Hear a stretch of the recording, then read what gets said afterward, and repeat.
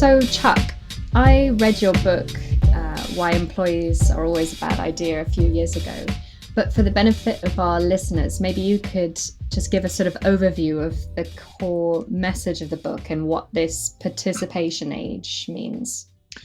You bet. I'd love to do that, Lisa. The core message of that book is that the industrial age taught us some things about business that aren't true, and that they didn't work all that well during the industrial age. They worked very well for the guy at the top, but they didn't work all that well. They didn't work well at all for anybody else, and they work even less well today. So we're looking at business in a way. When you and I were born, anybody born in the last 100 years thinks that the way that business is set up and organized with a top-down hierarchy is normal.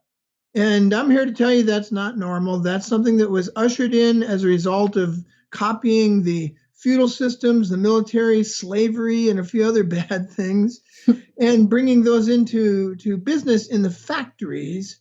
And ever since then, we've moved forward with that same organizational structure. So I talk a lot about the clashing of two ages, the participation age and the industrial age. We think we left the industrial age in the 1970s, but in reality, we left behind the technology of the industrial age. So we don't have smokestacks and assembly lines and that kind of stuff. We shipped all that to China to make their pollution bad.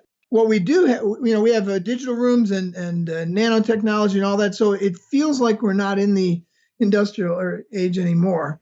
But the factory system, the way we organize business, the top-down hierarchy, the guy at the top telling the guy underneath him to do something who tells somebody else to do something, and that chain of command kind of mindset, power and control, all of that is still in place. Most businesses in America look like, and in the world, look like a factory in 1902 in the front office. So the back office looks very different, but the front office is a bunch of guys in ties telling everybody what to do. It's fascinating. I was hired by Google to come out there and ask and help them answer the question, how do we redesign our organization so that we can get back our mojo and be innovative again and do all that good stuff. And I was actually on my heels for the entire time I was there. I had no idea how antiquated that business was. Just because you have blue jeans and free lunches and ping pong tables and cool offices doesn't mean you have a great culture. Google is one of the most top-down hierarchical factory system companies I've ever been around. So the factory system is alive and well today, and we got to figure out how to get back to where we were before the factory system. This stuff isn't new. All the things we're going to talk about today sound very radical. The reality of it is they worked in the candlestick and the shoemaker shop in 1850, and we need to get them back. So what then do we need to do in organizations in order to move on from the industrial age and embrace some of the principles of this participation age? It's a great question. It always starts in our heads. Frederick Winslow Taylor had as much impact on the 20th century as Freud, Darwin, and Marx. So who is this guy? He set the mindset. He set the belief system. He wrote a paper in 1903, revised it in 1911. It's called Scientific Management, and it is the basis paper, and his work is the basis for all modern management theory. We've changed it a lot, but it still runs from that stream. And in that paper, he did a lot of good things, but in that paper, he made two fatal assumptions about people that define employees. It's why my second book was called Why Employees Are Always a Bad Idea.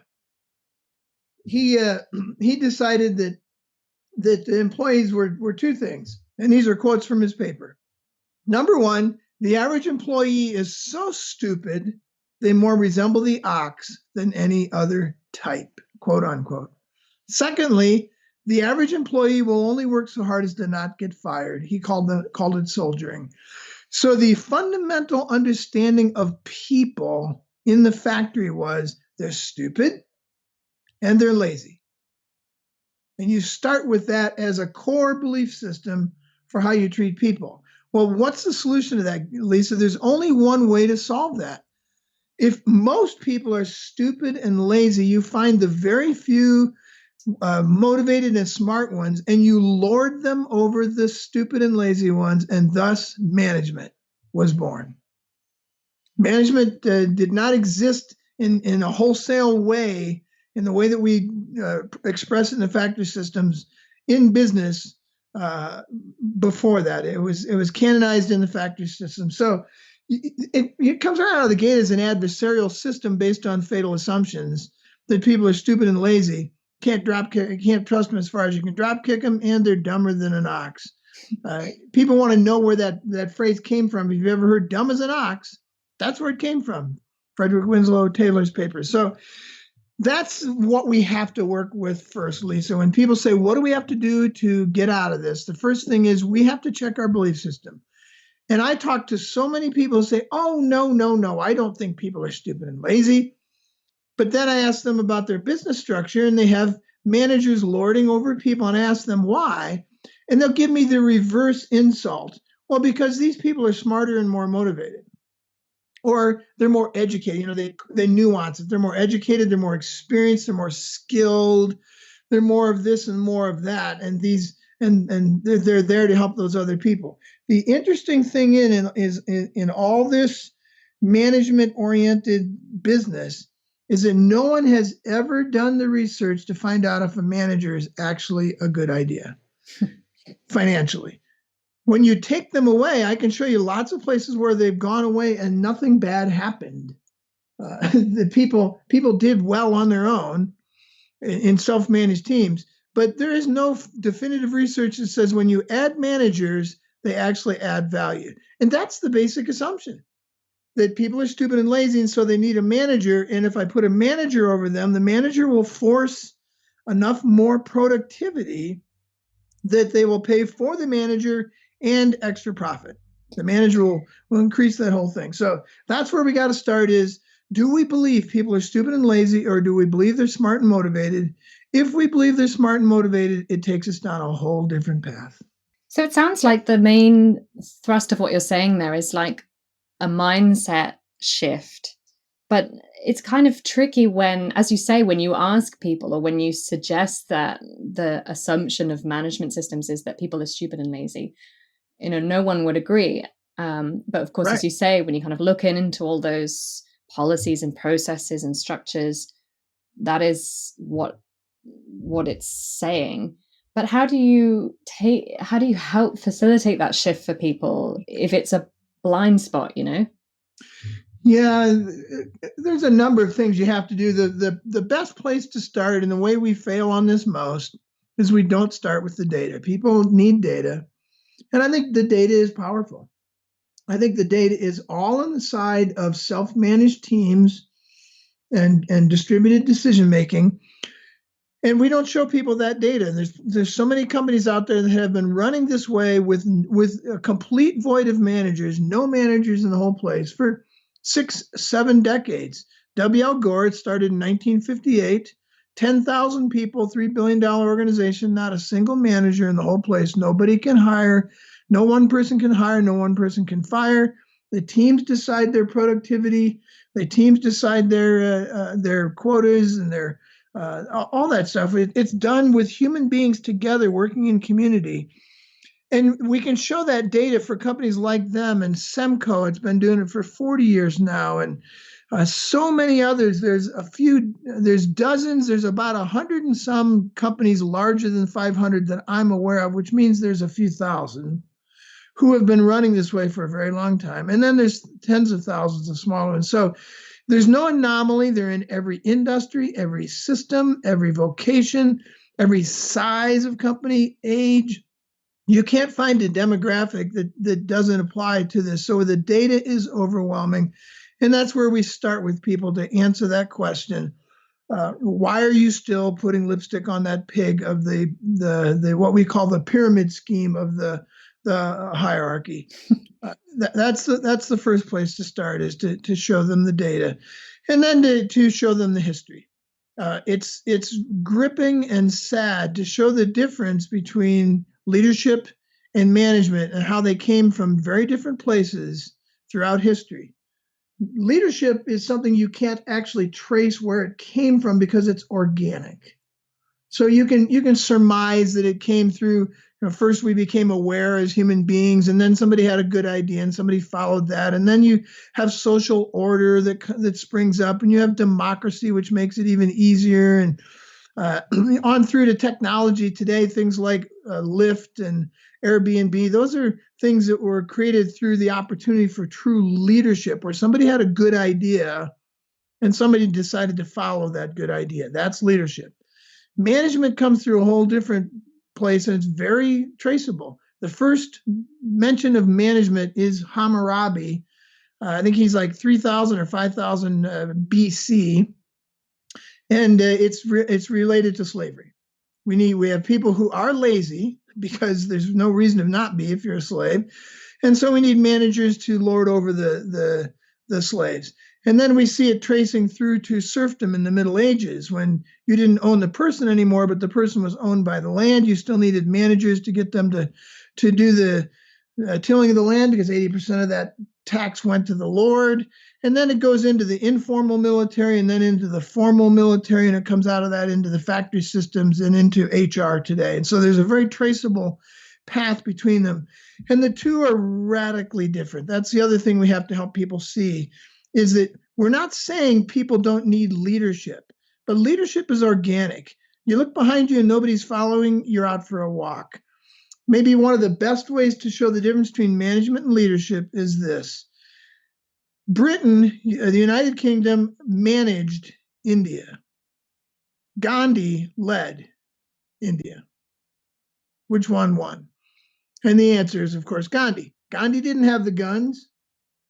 Great Britain, England had the guns. And that's how we manage people, through fear and control and trepidation. And we don't, it's very nuanced. We would never say that. But the fact is that one human being can change my life with the stroke of a pen by dismissing me. It's a huge power opportunity for them. And so we respect that.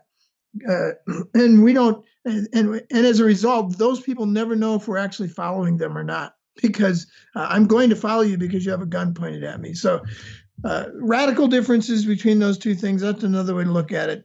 Then you see the writings of history. There's a woman in the 1920s, Mary Parker Follett, who was beginning to write about, one of her papers is called The Giving of Orders, and why the giving of orders is such a bad idea.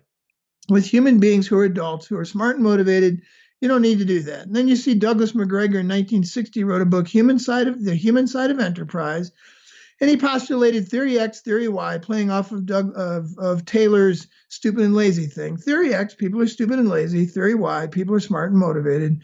Whichever one you believe is a self-fulfilling prophecy. And then he follows that in industries where, in the same industry, here's a company that thinks people are stupid and lazy. In that same industry, here's a company that thinks people are smart and motivated. And as a result, both companies have self-fulfilling prophecy. One is full of people who are stupid and lazy, or at least appear that way. They're not really. We've made them that way. And then in the other one, they're all smart and motivated. So there's so many proofs for this that the only reason people won't do it is because they're getting theirs and they're not interested in somebody else getting theirs. But even that has data. Because the reality of it is, when you give everybody their brain back, the guys who used to be at the top of the pyramid still make more money. There's huge data on that. So when you say give everybody their brain back, how do you do that on a practical level? Because, as you say, I think historically, and just the way that we are conditioned, I think, from a young age, through parenting, through school, and then when we enter the workplace, if you're an employee, you're kind of trained to be passive and compliant, and if you're a manager, you're kind of trained to be responsible and results driven and all of that kind of stuff. How do you sort of unlearn that?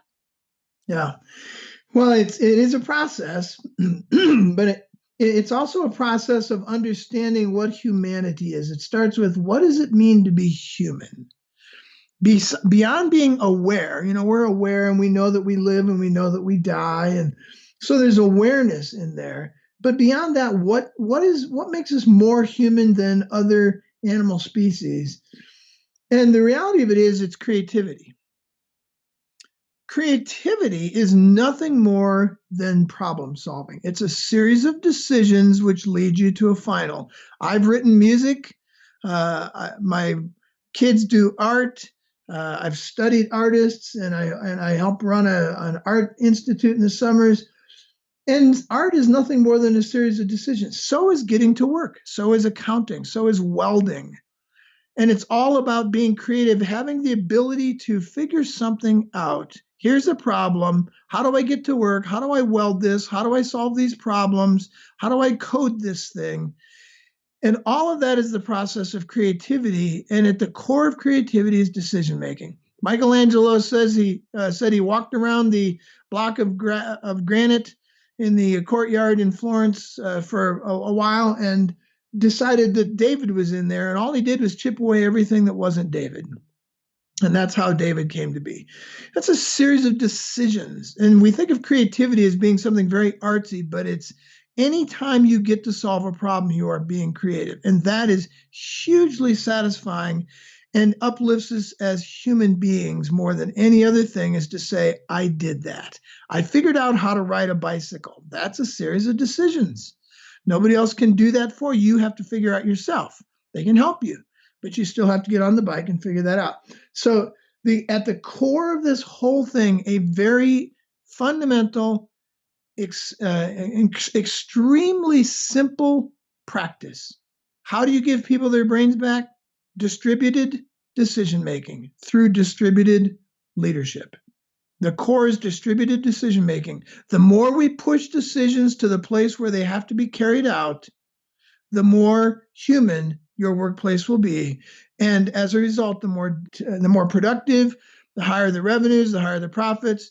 And the biggest statistic, the overwhelmingly higher retention you will have with your staff. But it starts with stop making decisions and give people the training and the opportunity to make their own decisions. That leads us to a separation again of managers versus leaders. Managers tell, leaders ask. And maybe to expand on that, managers solve and decide and then tell. And leaders ask and train and get out of the way.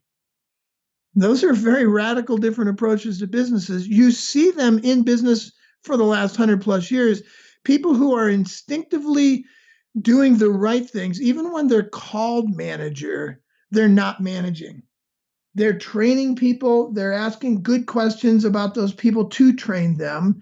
And then they're getting the heck out of the way and giving those people both the freedom and the responsibility to ask and answer questions. One of the challenges that a lot of companies I speak to who are experimenting with self-management is that when it comes to distributed decision-making, people often have this challenge of, why aren't people taking initiative? We've given people permission to make decisions. We want people to be responsible, but things aren't getting done, or, there seems to be no accountability culture. How do you address that? Is that part of this training piece that you mentioned? Yes. It is, Lisa. We have to retrain people. Again, 150 years of this nonsense. People are used to going to work and turning their brains off. They're actually very smart and very motivated at home. But the minute their foot hits the threshold at work, they become stupid and lazy because that's what they know they're supposed to be to survive. It's how Scott Adams made millions of dollars on Dilbert, the cartoon. It's based on that whole concept that we leave our brains at home. And only the manager is supposed to be the smart one. And even when they're not, our job is to make them look smart so that they'll finally come up with the right thing. And then we pat them on the back for all that. So what I've learned in doing this, because we work with companies to help them make the transition from the factory system to the participation age distributed decision-making model, what we call a mission-centered model. And we work with those companies. And when I first started doing this, I've done this all my life instinctively with my own businesses. Good or bad, I never looked at what other people did. I always just did what I thought made sense. I'm left-handed and right-brained and ADHD and a little bit dyslexic, so I just did what I knew to do. And I built businesses based on everybody having a brain. When I started helping people, I got encouraged to help people do this 10 or 12 or 15 years ago. I told them the same thing that you started your question with. Hey, you just need to give people the freedom, release them to make decisions, and they'll be fine. Doesn't work, because there's 150 years of mistrust there. There's 150 years of habit. And the reality of it is management creates codependence. In fact, management is, in its essence, nothing more, nothing less than pure, unadulterated codependence. If we called it what it was, we wouldn't, we don't call it that because we don't like the idea. But I haven't found a single person anywhere who can refute that management is nothing more than codependence. I need to tell someone what to do. Well, that's convenient because I need someone to tell me what to do. That is pure, unadulterated codependence. I will sit around and wait for you to run my life. And that's great because I love running other people's lives. We both get fed from that. That's codependence. So we've got to break the cycle of codependence. We have to identify it as something that you need to do with a 3-year-old, but you don't do with a 30-year-old.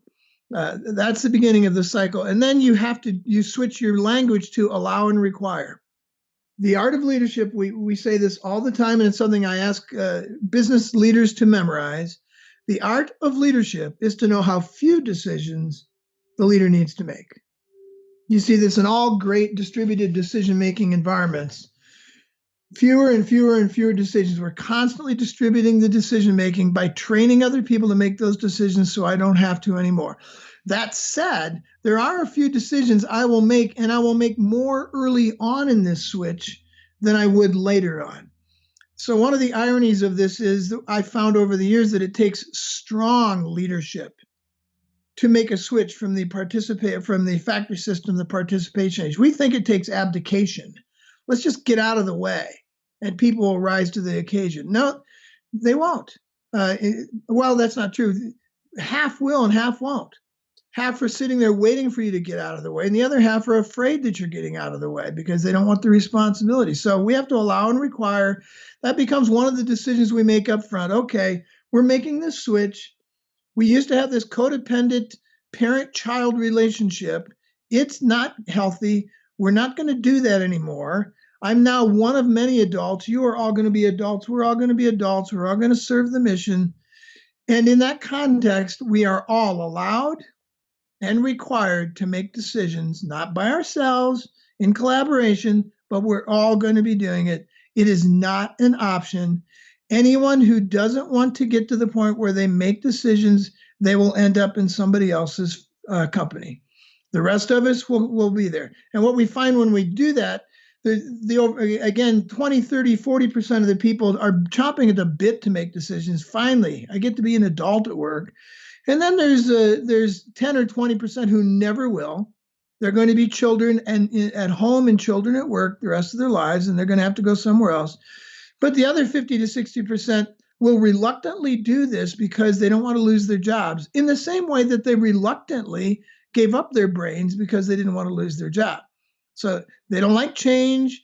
It's easier to not have the responsibility, but they will do it. And then once they do it, they feel better about themselves because they went in that direction. So that's sort of at the core of this, is to require that everyone do it, to make decisions, and then to train them how to do it. Be patient. This is a switch. 150, 200 years of this nonsense, plus 10 or 15 or 20 years of their own experience. It's going to take 6 months to 18 months for them to actually get to where they can understand how to make a decision. And we have a very simple little process that can take a few months for that to happen, called two-step decision making. So I don't know if you want to get into that or not, but that's sort of the mechanics of distributed decision making. Yeah, please tell us about two-step decision making.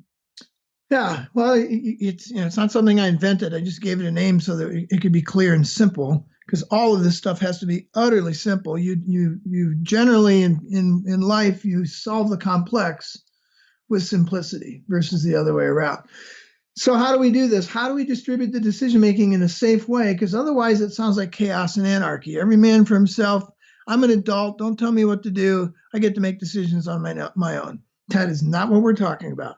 We're talking about community at work, where we collaborate together to make decisions. We never make decisions that impact other people without their input, and in some cases, their vote on that decision. So two-step decision making gives us that parameter to actually make much safer, much better decisions than in any factory system hierarchy. I didn't invent this, but I fine-tuned it. Bill Gore, who started the company Gore-Tex, or Gore, W.L. Gore, I mentioned them earlier, $3 billion company with 10,000 people, no managers. He would use the concept. He didn't have a vehicle for this, which I think where he could have built it a little better, but he had a concept that's a very good concept. He called it above the line and below the line, above the waterline and below the waterline decision making. Anybody who's going to make a decision above the waterline, which means you might shoot a hole in if you do it wrong, you'll shoot a hole in the boat above the waterline. Well, we're going to let you make that decision because it's not going to sink the boat. We're going to make you patch the hole. You're going to learn. You're going to be more of an adult, more of a decision maker, less dependent on us. That's a good thing. We celebrate that. And then if there's any decision that might shoot a hole below the waterline, we're going to get a lot of people involved in that because that's dangerous. Two-step decision-making puts feet to that. So two-step decision-making has two simple principles, parameters around it. Principle number one, decisions should be made by whoever has to carry them out on a regular, ongoing daily basis. So if I'm the person who's going to use the software, or there's 10 of us who are going to use the software, we should make the final decision on which software we buy. If that was the only parameter, that's chaos and anarchy. Step number two is where it all gets safe. Step number two is the second principle. Principle number one, decisions should be made locally wherever they have to be carried out. Step number two, whoever is impacted or affected by that decision should have input in that decision. If you follow step number two, you never make an isolated decision. Who else is affected by that piece of software being bought? Well, whoever is the customer of that software, the results of that software, whoever funds that software, accounting or the owner, or there's technology. Does it fit in with the rest of our technology? There's multiple entities that will be affected by that decision, and they need thorough input into that decision. And in some cases, they will join the decision making because they are affected ongoing by it. So that's the simple process. If someone decides, and just to put a real practical spin on this, let's say I make copies. I'm one of the 3 people in the office that makes lots and lots of copies. And I walk up to the copier one day and I say to myself, this copier is on its last legs. In a distributed decision-making model, I am now the leader. I'm the first one to see this issue. And I'm saying to myself, this needs a solution. I'm now solving and deciding. The first thing I ask myself is, well, who else will have to carry out this decision on a regular basis? And the answer is the other 2 people who make copies. So I go to them and I say, well, do you guys think the copier's on its last legs? And they look at it and say, well, we actually hadn't thought about it, but you're right, it is on its last legs. Let's get a new copier. That's step 1. Step 2 is then the 3 of them ask themselves, who else will be affected by us buying a copier? And now you've got accounting, the budgeting, you've got technology. Does this fit in with the rest of our technology? You've got the recipients of the copies, the customers of the copier. You need to poll them and say, what kind of copies do you need? There might be 1 or 2 others who are involved in this thing. And so you can see that they can get all the input they want from all those people. And some of those other people might want to join them in the decision making. But that's the simple 2-step process. And you can see that a copier can get bought locally by those who are going to own it, and it'll work out better. And I'll give you the reason why this should happen, because it's a real life example. 6 or 7 years ago, I violated this. We got together, and we were a small company of 8 or 10 people at the time. And one of the people who made a lot of copies said, hey, our copier's on the last legs. We need a new copier. And I had a friend who sells copiers.